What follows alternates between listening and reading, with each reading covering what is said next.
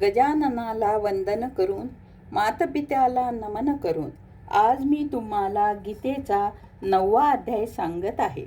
ओम नमो भगवते वासुदेवाय.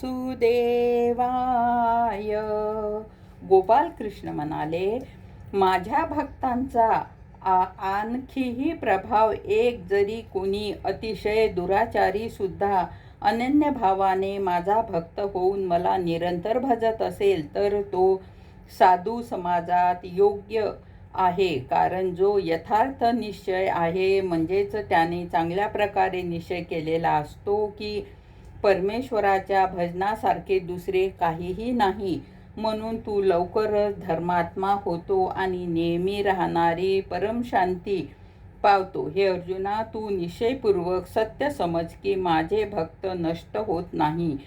कारण हे अर्जुना, स्त्री, वैश्य, क्षुद्रादिक तसेच पापयोनीचेही जे काही जीव असतील ते मला शरण होऊन परमगतीलाच प्राप्त होतात. तर मग काय सांगावयास पाहिजे की पुण्यशील ब्राह्मणजन आणि राजमहर्षी भक्तजन परमगतीला प्राप्त होतात. म्हणून तू सुखही आणि क्षणभंगूर अशा मनुष्य शरीराला प्राप्त झाल्यामुळे निरंतर माझेच भजन कर. म्हणजेच मनुष्य शरीर फार दुर्लभ आहे, परंतु ते नाशवान आणि सुखहीन आहे. म्हणून काळाचा भरवसा न धरता आणि अज्ञानाने सुखरूप भासवणाऱ्या विषयभोगांमध्ये न फसता निरंतर माझेच भजन कर.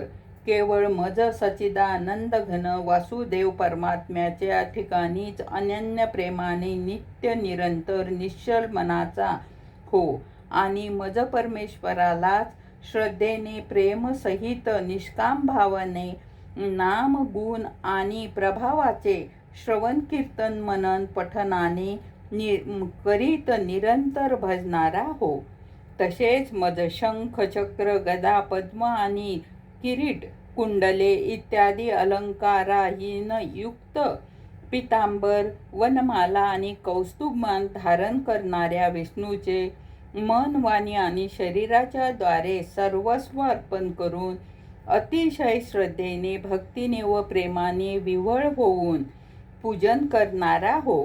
आणि मज सर्व शक्तिमान विभूती बल ऐश्वर्य माधुर्य गांभीर्यता उदारता वात्सल्य आणि सहृदयता इत्यादी गुणांनी संपन्न सर्वांच्या आश्रयरूपी वसुदेवाला विनयपूर्वक भक्तीसहित साष्टांग दंडवत नमस्कार कर.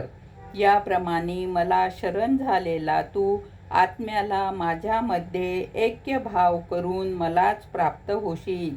या ठिकाणी श्रीमद्भगवद्गीतेत ब्रह्मविद्या तसेच योगशास्त्राविषयी श्रीकृष्ण अर्जुन संवादातील 9वा अध्याय समाप्त झाला. गोपाल कृष्ण भगवान की जय. हरये नमः हरये नमः हरये नमः. ओम नमो भगवते वासुदेवाय. ओम नमो भगवते वासुदेवाय.